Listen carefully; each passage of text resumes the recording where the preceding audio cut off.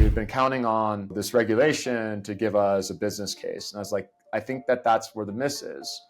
The inherent value of sustainability and doing the customer's business better to make them money, save them money, whatever, that is the business case. We have to face a different set of crises, not one of consensus, but one based on like policy adversity, right? So very obviously in North America with Trump, we don't have a favorable policy environment. We in fact have headwinds. How large is, pick your average $20, $30 billion real estate asset manager. How many employees are in that business? 20, 30, 50, 100, right? Maybe a few hundred for the biggest out there. Hey everyone, welcome to another episode of Clean Techies, the #1 podcast for clean tech founders to learn from others in the space.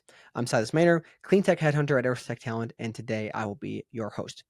So today we are speaking with Matt Ellis, the CEO of Measurabl, CEO and founder. So this is a very special episode. If you're not familiar, Measurabl is the leading carbon accounting platform for real estate asset owners in the world, and they have over 20 billion square feet of real estate portfolios inside of their platform. So it's a very impactful number. They've been at this for 13 years. Not often do we get to talk to somebody who's been this long in the business. So we have a lot of things to share. We did spend a lot of time, at least in the beginning, contrasting what it takes to succeed building this type of company or a clean tech startup in general on the early days, as well as the company has grown and matured. He then gave us a bit of an update on the real estate market and what technologies are actually winning with real estate owners, as well as some of the tips on how to sell to real estate owners. Some very helpful things there. Then we spent a lot of time breaking down his lessons on the talent side, how to hire, who to hire, how to keep people aligned as the company grows, and then some of the core mistakes that he's made when it comes to hiring. I personally really enjoyed the episode and really enjoyed the conversation. I'm sure you will too. And one last thing before we get started. If you are not already, go give us 5 stars on your favorite podcast player. It really helps juice the discovery algorithm so we can get in front of more people. Thank you so much for helping us out there. We read every one of these reviews, so do let us know your favorite episode as well. And maybe we'll shout you out in the future if we can start getting to that. So, all right, enjoy the episode with Matt. All right, Matt, welcome to the Clean Techies podcast. How are you doing today? Life is good. Thanks, Silas. Glad to hear it, man. It's just, for me, it's getting very nice because Wisconsin in the summer is one of the most pleasant places in the world.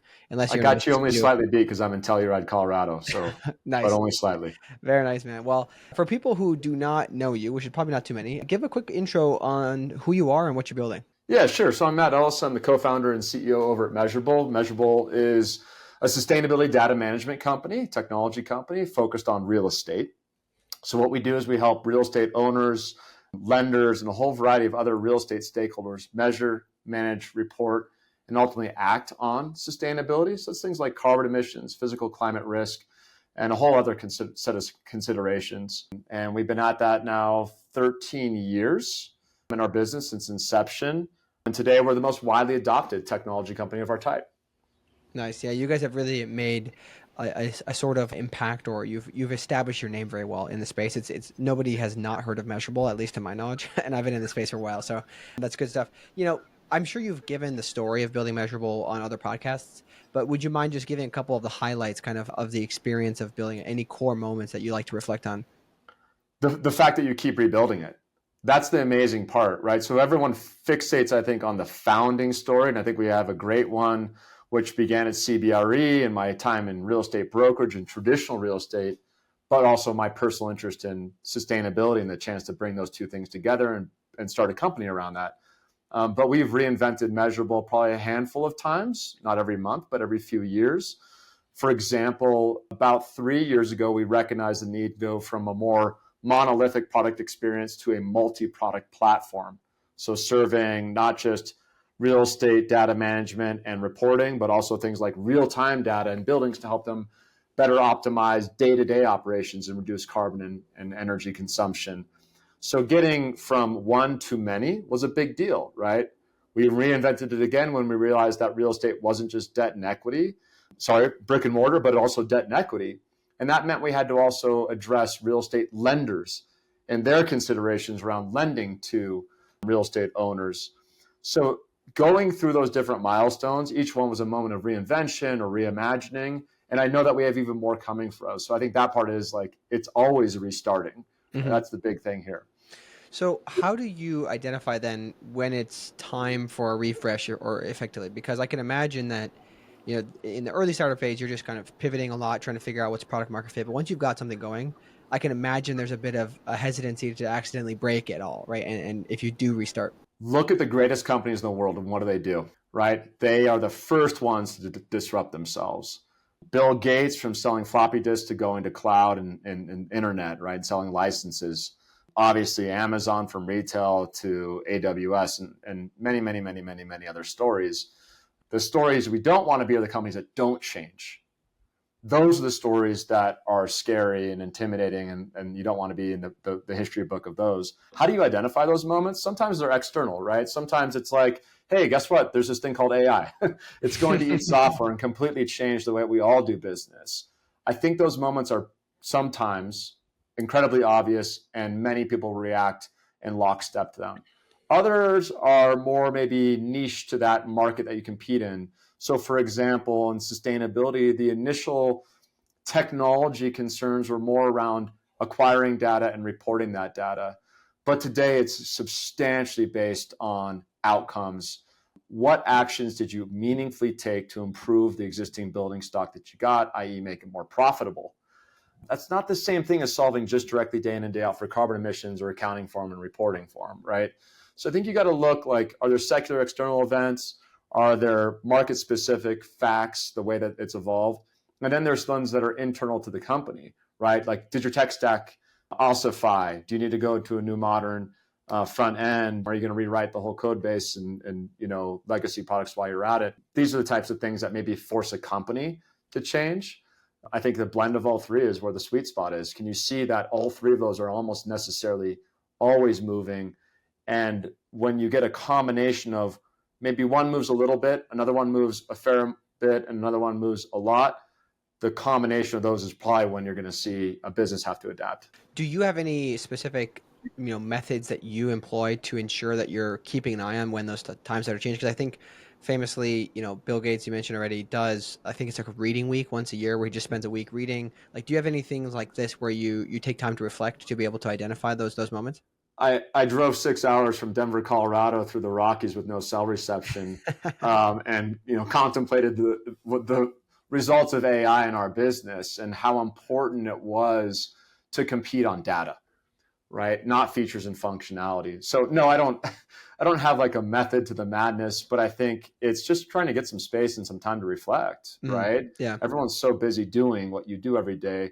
Just ask that simple question, which is, how often did you take a break and actually think about the business as opposed to work in it? Yeah. Can you talk a little bit more about what AI means for Measurabl? Again, you've alluded to this a few times, so I'm curious to dig in a bit more. Okay, let's look at it first based just the data, right? So we know AI is clearly like a powerful tool. We've all had our experience with ChatGPT. We're seeing whole businesses rise out of the opportunity set that AI presents. Those are things like back of the house, like being more efficient in how you deliver your business value proposition, improve margins. There are new features and functions, but underlying all of them is typically one common denominator, which is data. Does the business actually then have any proprietary or unique data? Because if you do, if you have proprietary, unique, and ideally valuable data, then you can apply AI on that to express it in really exciting ways. The first part is, I think, the most interesting and challenging. So let me maybe make a blunt analogy. If we all suddenly had hammers, we could all do that work, but I wouldn't necessarily be able to do that work any better or differently than you. What would make us different and better would be, in this case, proprietary and advantaged data. Now, look at Measurabl. We are 13 years into granularly measuring the sustainability performance of real assets at the space level, at the meter level, across a whole range of metrics, not just utility metrics, but CapEx considerations and projects, occupier behavior, and so on. That's interesting. Further, we've taken that data and actually turned it into real deliverables that are commercial. For example, we have a partnership with the London Stock Exchange to provide the data behind their FTSE Russell EPRA Nareit, big name, green index. right? So we know we can not just do we have data, but have we used that data in a way that's compelling and monetizable? Check, check. Now then, wield a superpower that, is new to the whole world or relatively new to the whole world and apply it to that data. And I think you have an exciting outcomes there. So in this case, is more so you had the information, you had the data, but you just needed the opportunity to take AI to apply it to that, and then to see how it, how you could also monetize it from there. You got it. And the first part's the key piece I don't think we should forget. Yeah, exactly. No, that's interesting. I guess, does it really matter if you have comparable data, or other people are going to aggregate it? They're going to buy it from somebody else to get kind of access to a non-sustainable buildings, while you guys can present the sustainability buildings data. So yeah, that's right. Like our specialty is sustainability data, right? Not leases and things that a Yardi, MRI, Entrata, RealPage would deal in. It's a new class of data, right? And that new class of data, let's say we're in our first decade of that being considered material. That's the key word. It's not just a luxury, it's an imperative in how we transact in real estate. So things like regulatory exposure for fines and penalties around carbon intensity are material. Things like, therefore, energy intensity, so I can tell whether your building is an under or overperformer relative to other buildings, is material. Things like physical climate risk exposure, flood, hurricane, wildfire are material to procuring and affordably procuring insurance. Once you have that moment where it's like, I have a new class of data and it's actually meaningful in real estate transactions, then you're onto something pretty exciting, because you can apply that data to outcompete. And that's where the market is now turning to. How do I outcompete with my sustainability data as opposed to merely report it? Yeah, that makes a lot of sense. I think it's always been the dream that if people can understand the benefits of sustainable buildings, that they'll just go, a little bit more headlong into this to adapt to more greener circumstances. Yeah, I do want to ask, as the company's grown and now you've kind of unlocked, let's say, another revenue model, if you will, was it obvious that some of these things would come up down the road to you when you started building this? Do you think, hey, I know there's something here, I don't know how it's going to look, but I know, or did it kind of hit you, out of nowhere in the future? Because I'm always fascinated by this idea that people think at the beginning, hey, I can make 10 grand a month doing this. And then before you know it, they've built $1 billion business. Right. Some people, are incrementalist, I suppose, and are happy to start with where they can make money and figure out how to grow from there. I'm a big fan of that approach, right? Like if you read Eric Ries's books and think about minimum viable product and incremental improvement, I think there's just infinite wisdom there. I think there's visionaries too, right? Folks that said, I see an iPhone here when there was nothing before like it. Our to the extent that we have vision in our business, I think it certainly was that sustainability was not a silo. It was going to be deeply integrated into real estate transactions. I mean, the lease would be the green lease, the loan would be the green loan, the bond would be the green bond, and obviously the building is the green building. And that prefix green meant fundamentally that we would have an objective measure, right, to say where it was on the scale relative to other assets like it. That was a good insight. That was saying, we're not seeing the whole picture of what makes the best possible transaction, the best possible underwriting. And to get that bigger, better picture, sustainability had to come in. That wasn't, I think, 10, 13 years ago when we started, received religion. It was maybe more an idea or a hypothesis. I think today we can say it's proven to be the fact. Next question is how scaled can it be? Measurabl is now 20 billion square feet into our adventure, measuring and helping improve real estate transactions. 20 billion square feet sounds like a lot. It's not, right? This is a multi-trillion dollar asset class, 40 trillion in the US alone. We represent in totality about 3. We're not even 10%, even at our scale, of the US opportunity set. Now scale that out globally. So we really haven't found anyone in our industry, a true sense of scale. Yeah, so there's no need to go seeking new markets when you still have plenty of markets. Yeah, not new markets necessarily. We'll be in the real estate business for a while, but I think we'll have to find new ways to go to that customer and help them improve the transaction. You mentioned earlier, about the data and that making that available. I agree, but making it easy is even harder. Yeah, right. Still haven't made it easy. And then just to clarify for people, so they kind of get, if they're not familiar with this market, what you're suggesting here is that when people want to buy a building or they're trying to finance a building with debt, there are now filters that people are looking at of the sustainability metrics to see if that's, going to meet their lending or their purchasing requirements, and also in some cases probably fit their thesis around returns. Just so people understand. Did I get that kind of correct? Precisely right. And I mean, very specifically, think of an underwriting model where you're taking into consideration, a handful of metrics. And I mean like specific discrete metrics, right? What is the specific discrete sustainability number that you use? One or more of those things. That is the place that we're playing ball today. A good example of that is the partnership we did with Preqin, a private markets financial platform. And we provide them sustainability data in real estate so that folks can come in and understand as they're evaluating real estate investments, have an additional lens or additional set of metrics that they can use to make their decisions. Mm-hmm. Yeah. And we glossed over this, but I'd like to, given that you've been at this for a while, what are some of the metrics that you guys can share in terms of how you've helped achieve, help achieve a sustainability outcomes? 273 is one number, 273 million to be exact. And that's as of year end 2024, the metric tons of carbon that we have measured through our platform.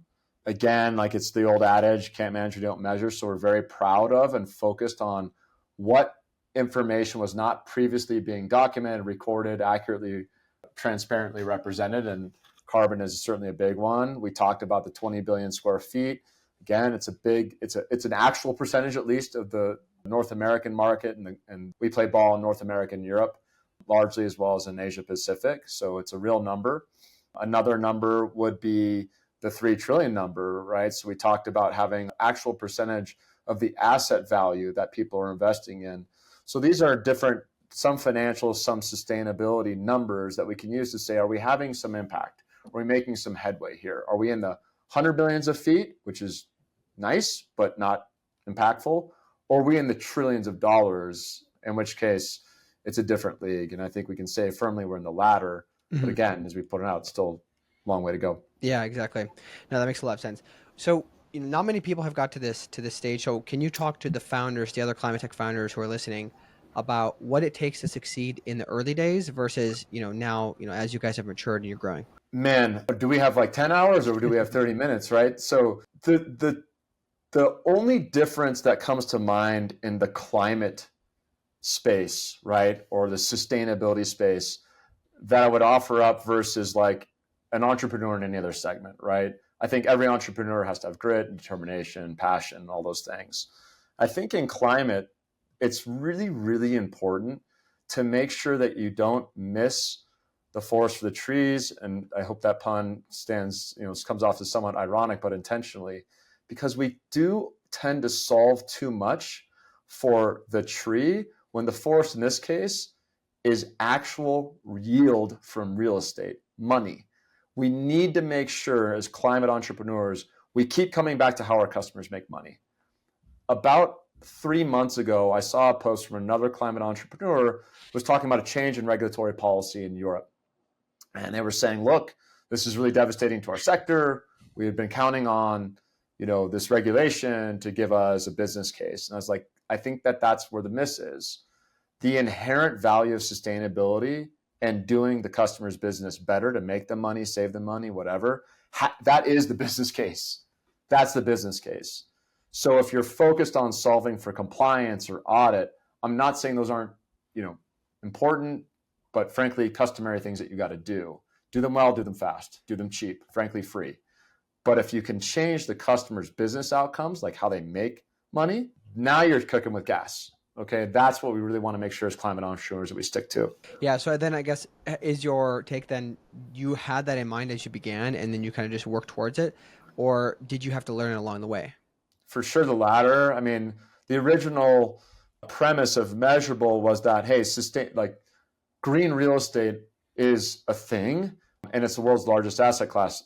Actually, it was a little bit better than that. We said, look, it's the world's largest asset class and the largest single contributor to GHG emissions, the so-called 40%, slightly less than that in actual fact, but that number still holds up. When you see two things like that come together, you're like, wow, this is a big opportunity. So we knew that there was something to be done there.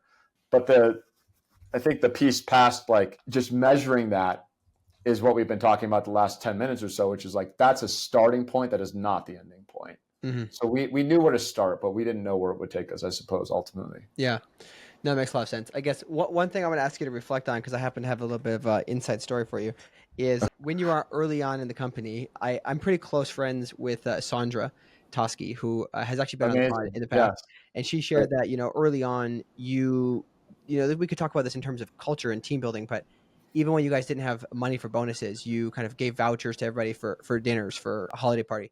And that made a lot of impact to the team. You want to talk a little bit about that mentality or some of the other stories from that time? First of all, what an amazing human being Sandra is, and incredible talent and hard worker. And like me, she came out of CBRE. I think you're asking about culture and how to build that. I think it's a really tough one. I came from athletics background. I believe very much in like team, camaraderie, no individual wins, collective wins, but trying to acknowledge when people score goals, saying, hey, high five, I saw that you did that, right? So whether you give a voucher for dinner or you give some equity or you simply give a shout out, like you got to celebrate people and the accomplishments on the way to the greater goal, like the top of the mountain. And so our style has always been to try to do that, to give some acknowledgement somewhere, somehow. And if it's a bottle of wine, great. If it's a pat on the back or high five, also welcome. If it's a fundraise, right? If it's a bonus, these are all the right things to do. Mm-hmm. Has any of this, I guess, changed for you as the culture grew? Because I can imagine, like, I've worked mostly at small companies where it's really tight-knit at the beginning and you're building things. But as you grow, I imagine it changes a lot. So how have you had to adapt to kind of the culture piece and the team building as the company has grown? There is the idea of, think of a band and there's, a kick drum, right? This guy hitting the bass, and you got to be on tempo and it's got to be loud and clear and consistent. And that is really easy to do when everyone's in, say, one room, to speak up consistently and repetitively on whatever the point of the day is. But when you get farther flung, go to remote work like we've embraced, that kick drum gets diluted, right? It gets harder to hear. So you really have to pay close attention to what is the core couple things that we're working on right now. What will happen when we do those things? What are the benefits we're seeking, in particular for our customers? And not overcomplicate the message or the set of actions the company is working on, at least at the company level, right? I'm not talking about going down into the different departments and then at the individual level. But for my job, right, it's really just the 2s and 3s of things that we want to focus on for the next 3 and 6 and 12 months. Bearing in mind always one simple long-term objective, right, which is sustainable real estate for us. Mm-hmm. Yeah, no, I don't envy that shift that somebody has to go through as a founder, to go kind of from, being in the trenches with all the specific nuances and then having to kind of pull yourself out to work on the larger side. But I love the analogy there, the kick drum. I also played drums growing up, so I appreciate that. I can't say that I was always on tempo though. But let's talk a little bit about the overall market with real estate right now. So I would appreciate, because you are more qualified than many, to give us kind of a snapshot of what's it like in real estate right now when it comes to sustainability. Are they still thinking about it? Has there been a lot of dilemmas that they've run into to adopting these kind of metrics and these new technologies, et cetera? Just give us the rundown. It's incredibly difficult. I think we're at another moment that looked more like, say, 2011s and 2012s. We're kind of climbing out of the financial crisis, businesses getting back to being fun again. And we had not succeeded at that time in really well defining, quote, green. It was not transactable. It was not metric level. It was not objectively. It was not comparable, and so on and so forth. So nice idea, but there was a lot of work to do to get consensus around a set of objectives, how to measure them, how to compare them, and how to transact on them. That was, call it, roughly a decade plus of work that everyone put in to standardize and get to some level of fluency and build the capabilities in the different businesses. So now when you walk around and you talk to a multi-billion-dollar REIT or asset manager, they're going to have some capability and fluency around sustainability. That was not true 10 years ago. I think today, we have to face a different set of crises, not one of consensus, but one based on like policy adversity, right? So very obviously in North America with Trump, we don't have a favorable policy environment. We in fact have headwinds. It's not just that there's like not policy support, but there's actually policy antagonism. It scares business leaders. It has led to this phenomenon like green hushing, for example. So I think that's very difficult. Again, you have to look back to the business case. I don't care about all that. I just want to make you money, and making sure it's very clear how we could do that. The second part is past policy is macro, right? It's like elevated, sustained high interest rates. The business of real estate's tough. People are giving buildings back. There's some bankruptcies. There's just friction, right? It's harder to do everything.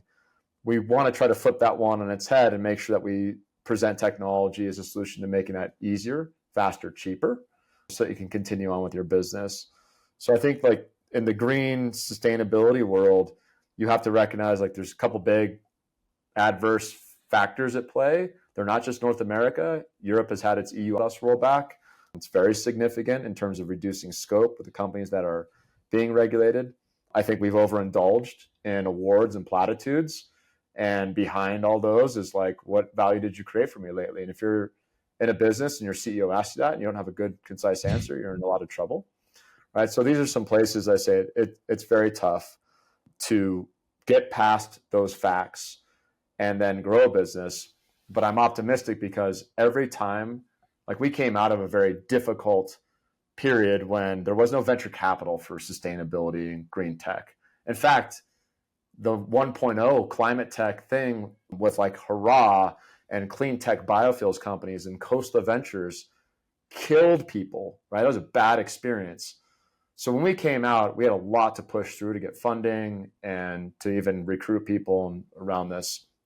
I think that ultimately is good because it makes you a better business, right? Make sure people are dedicated and focused.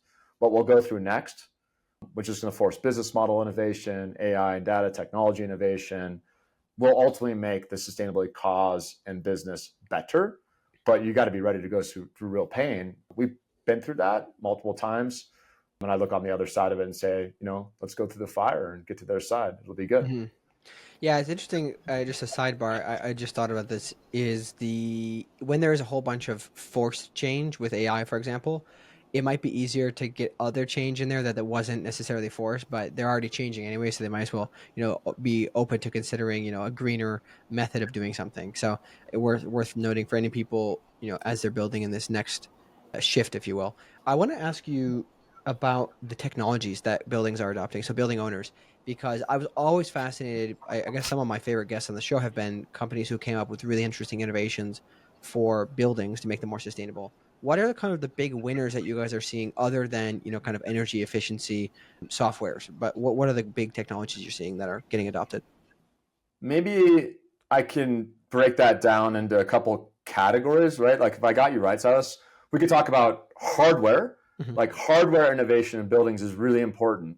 Better building envelope, smart glass, variable fan drive, enhanced lighting, like smart buildings, generally speaking, occupancy sensing, whatever, right? Going in and actually kind of intervening in that individual building and optimizing it. And yes, typically around energy, tenant experience and tenant comfort, which can relate back to energy consumption and therefore carbon emissions. Obviously, power production, on-site renewables, making that more feasible to deploy, geothermal, whatever. So there's like a whole wing that I'm really impressed. I actually think I'm on a podcast like this at some point, kind of saying, we have all the existing hardware technologies we need. What the challenge is deploying that not just to one building, but to, portfolios and back to that scale issue. I'm probably wrong about that. I probably think that like hardware innovation and renewables and power management have tons of room to run. Mm-hmm. And can have dramatic, exciting results. My worry has always just been the capital deployment cycle in real estate. It's not every day that I can come into a building and change it. There's just these tenants in there. You usually look for a few opportunistic moments when it's bought or sold, or you're doing a major refurbishment, and those are your shots. It's hard to otherwise change buildings. So the problem is, how do I get orders of magnitude of change if that's my day-to-day reality? So that's why I've always looked on the second category, which is software, data, AI, like called the softer technologies. Those have this immense scaling potential, but are we able to actually change building operations easily and directly? And the answer is it's harder, right? So you need to combine these two. Software presents the chance to measure at scale and to manage at scale and to change real estate transactions, which change incentives. But hardware helps us actually carry out the operational changes we need in a building to improve its sustainability profile. I don't think anymore we can have just one without the other. We're going to have both.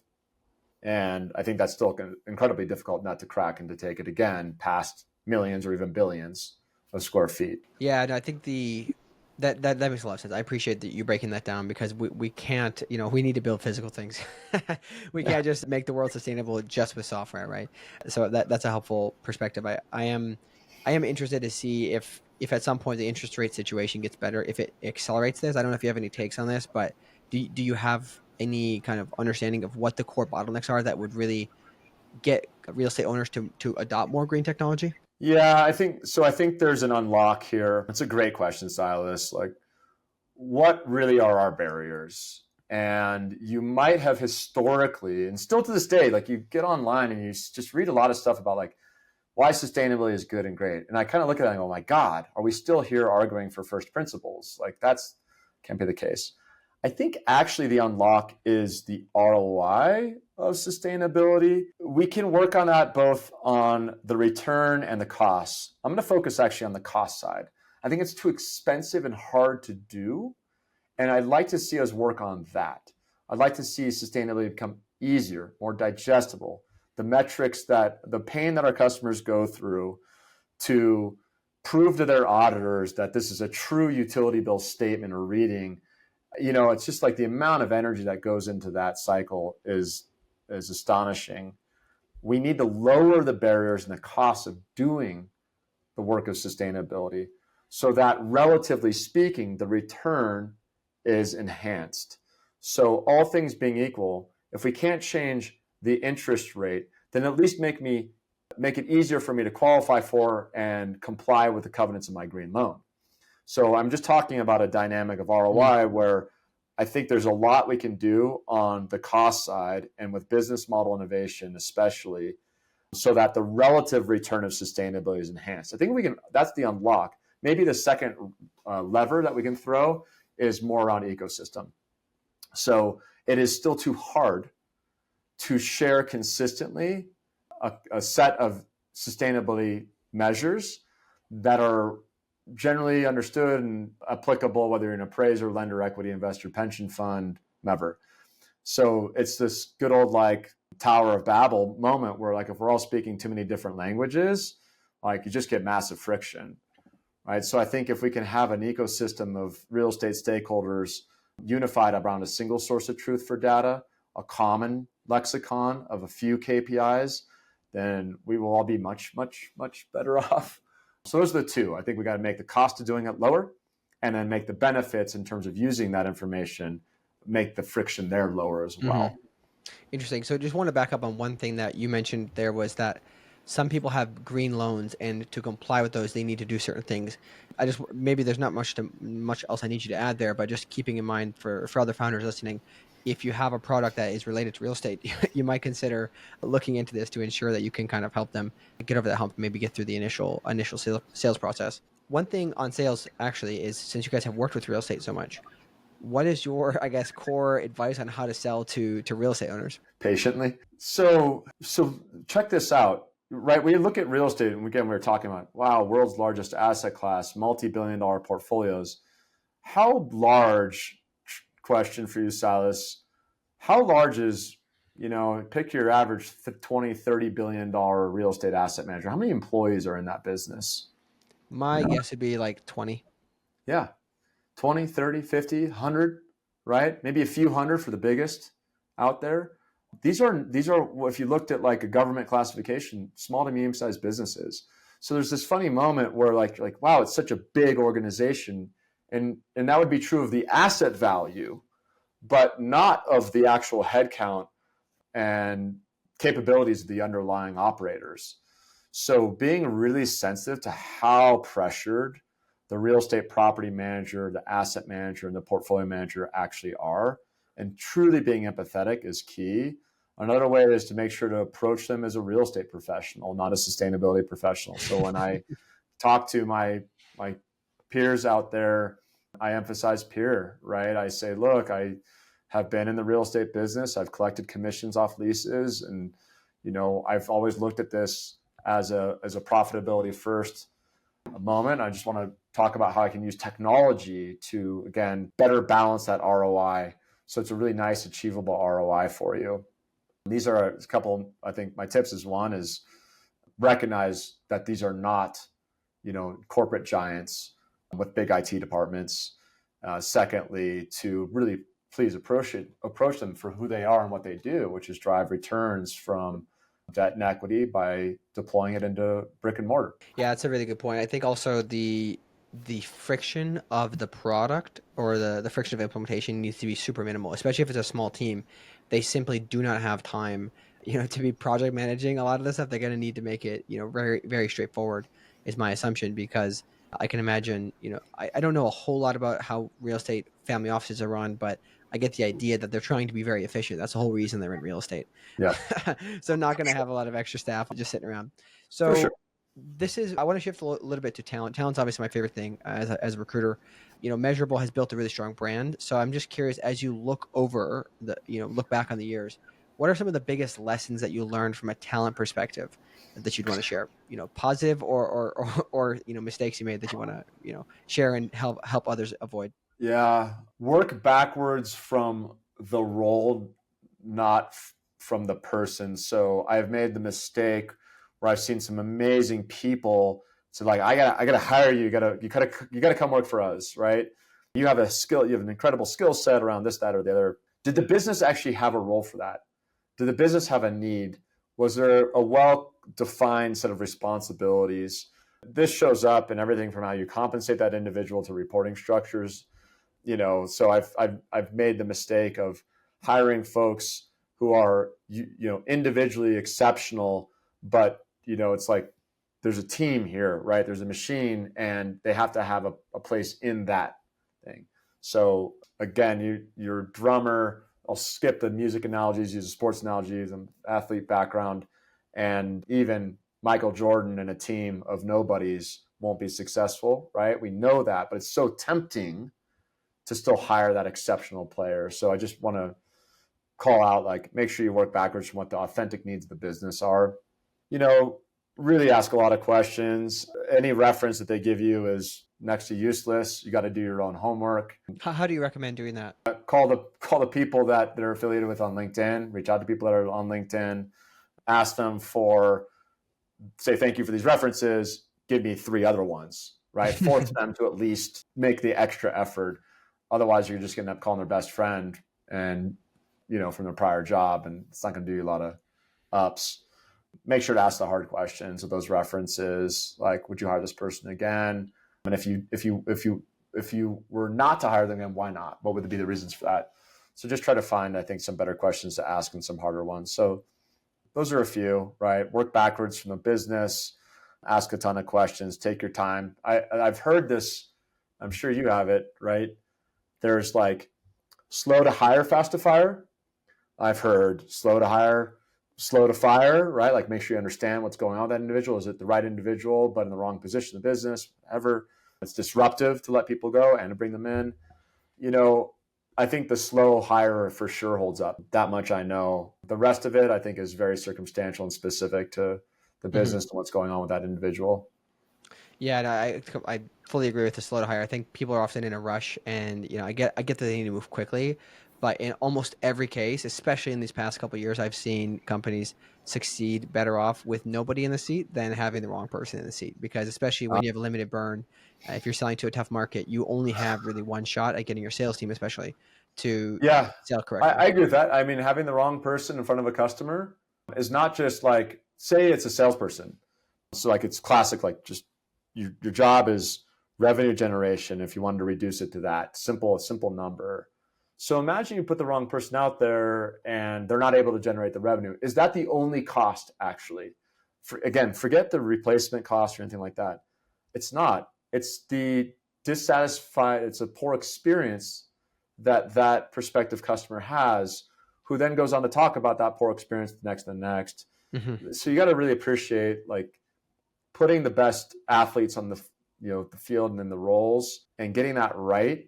The exact opposite happens. Even if they don't end up buying from you, they can say, I had a very good sales experience. I thought I understood the products very well. For me, maybe not a fit or not at this time. However, I'd certainly recommend you give them a look. And that's all we ask, and what we want, right, is the opportunity to win on our merits. But if you don't have the right folks out there representing the brand and the products, you might not even get that chance. That's the worst outcome.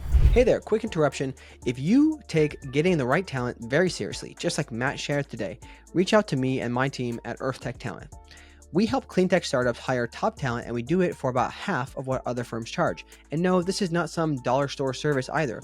We provide a top of the line experience to our clients and our candidates, and we've made over 70 placements in the past 5 years.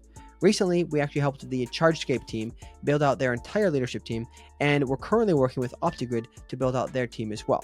So reach out today by emailing hello@earthtechtalent.com. That's Earth, ERTH, techtalent.com. Again, Earth with no A, and reference this ad for a special discount on your first search.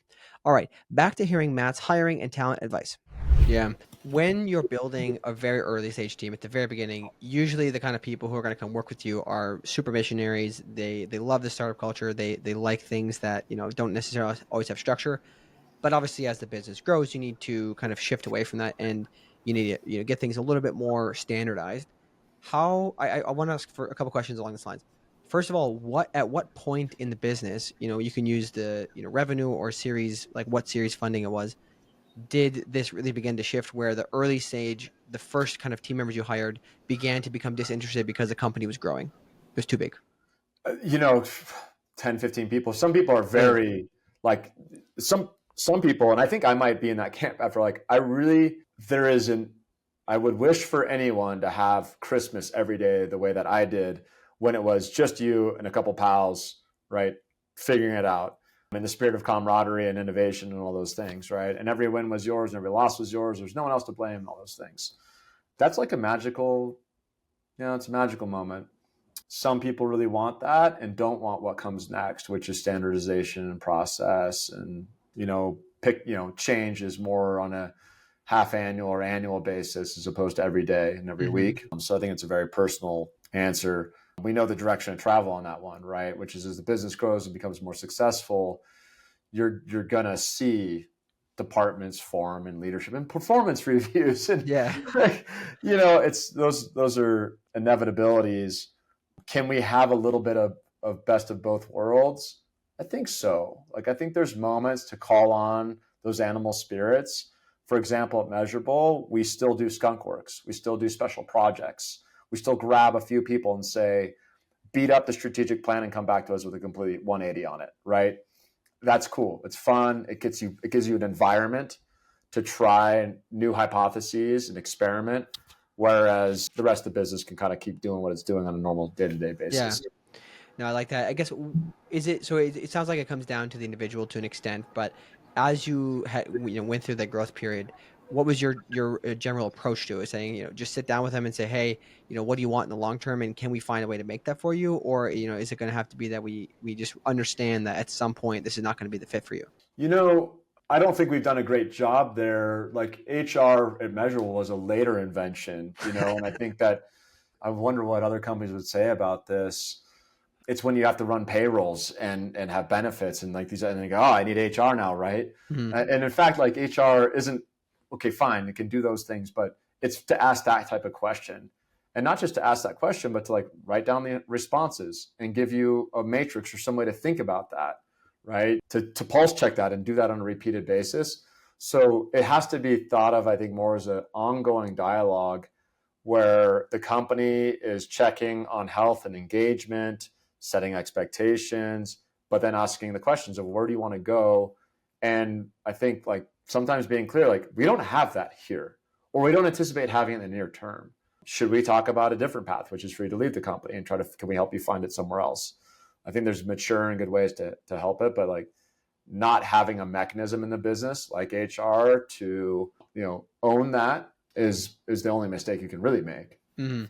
Yeah, that's helpful. I think that's a good point to make because you have to find a way to keep them motivated. I like the part about helping them find their next role. I find a lot of companies be very vindictive about somebody leaving. It's like, hey man, like they just don't. It's not the right fit anymore, so don't hold it against them, right? Just You help know them out what? if you can. You know.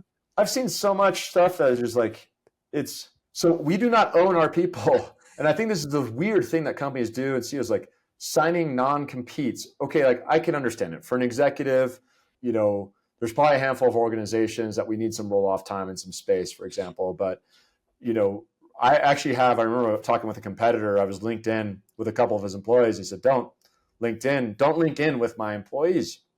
And I'm like, a couple of things here. You should link in. If I were you, you would be linking in with every single one of my employees. Yeah. You should be knowing everything that goes on is to your best of your ability. And LinkedIn is just one really good metric to do that, way to do that.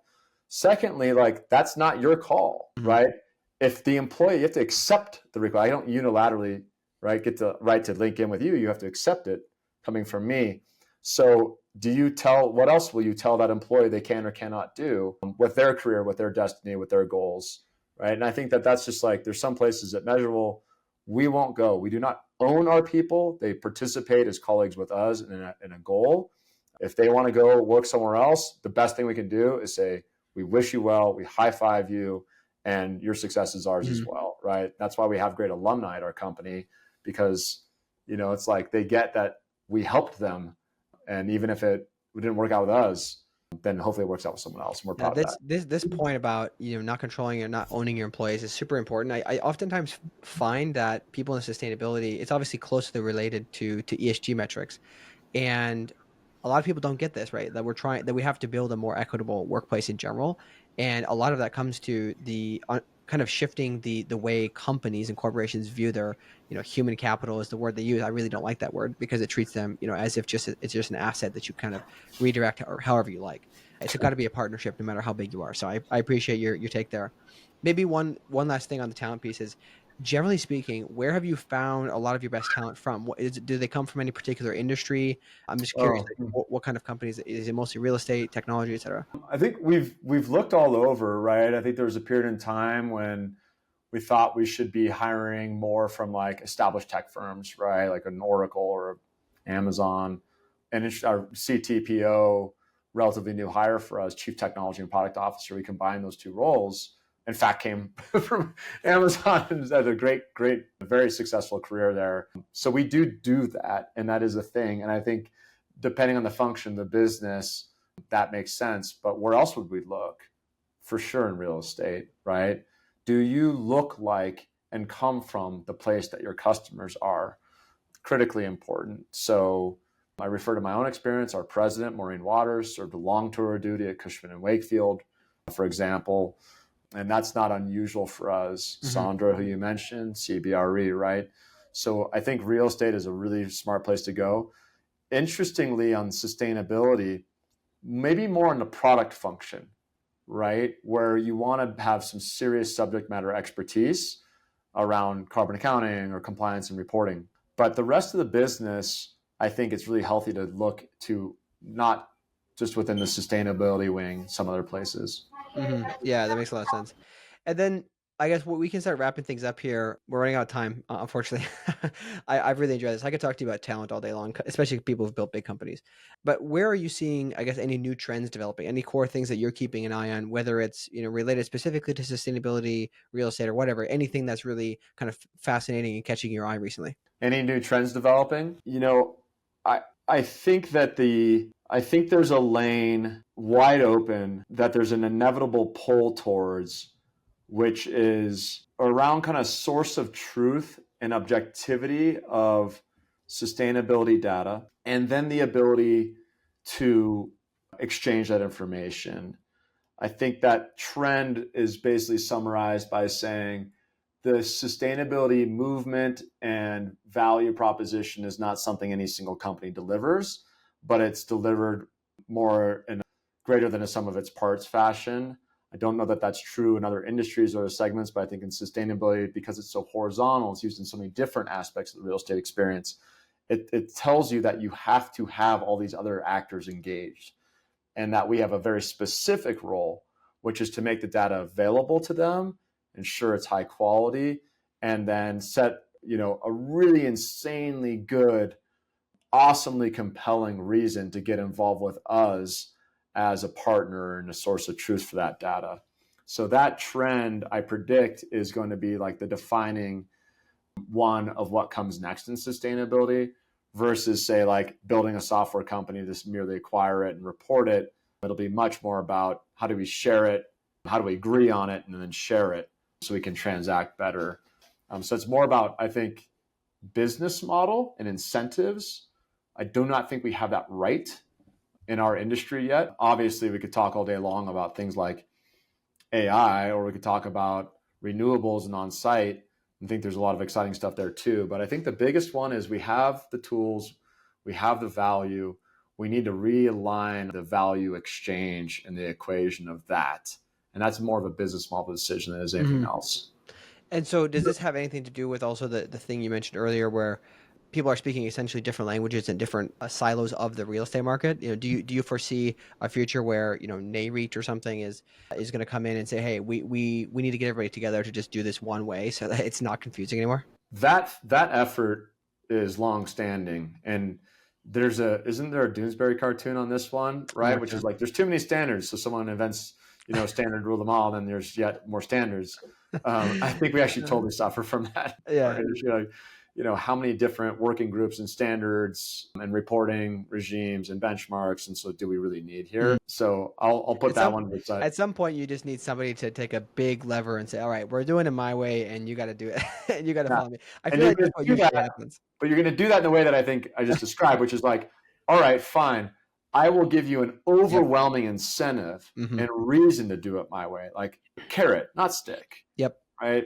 And we have some really exciting ideas in our business about how to do that. So stay tuned for more. But that's, that's the bottom line, I think, is in our industry, in our segment of sustainability and real estate, I think that the most exciting thing to do is realign on the value. And you can do that using your business model. It's not a feature or a function thing. There's no magic button there. But there is something close to magical, I think, that we can do when you consider some new business models and new shared value creation. Yeah, no, I appreciate that. I think some of the most interesting climate tech companies that seem to succeed is not always the technology. The technology is usually some part of it, but it's usually business model and incentive, right? If you look at all the major, biggest entrepreneurs of history, they've all had some mechanism that allowed the customers to pull their product out of their hands faster than they could even produce it. So awesome, man. Well, this has been a pleasure. I'm definitely glad to have you on again in the future. I think this zoomed by. I appreciate you coming on and looking forward to seeing what you guys continue to achieve. Silas, thanks for having me here. Thanks so much. Hey guys, thanks so much for tuning in. If you enjoyed this episode, please do share it on social media. Drop us 5 stars on your favorite podcast platform. And if you're feeling extra generous, give us a subscribe on YouTube so that someday we can get monetized, just like Mr. Beast. All right. We also really do love feedback. So drop your comments or reach out to Somail and I directly on our LinkedIn's. If you have any really interesting takeaways from the episode, feel free to comment on the Substack post as well. It's always great to get some discussion going there. So, all right. With that, thank you so much for tuning in, and we will see you next time.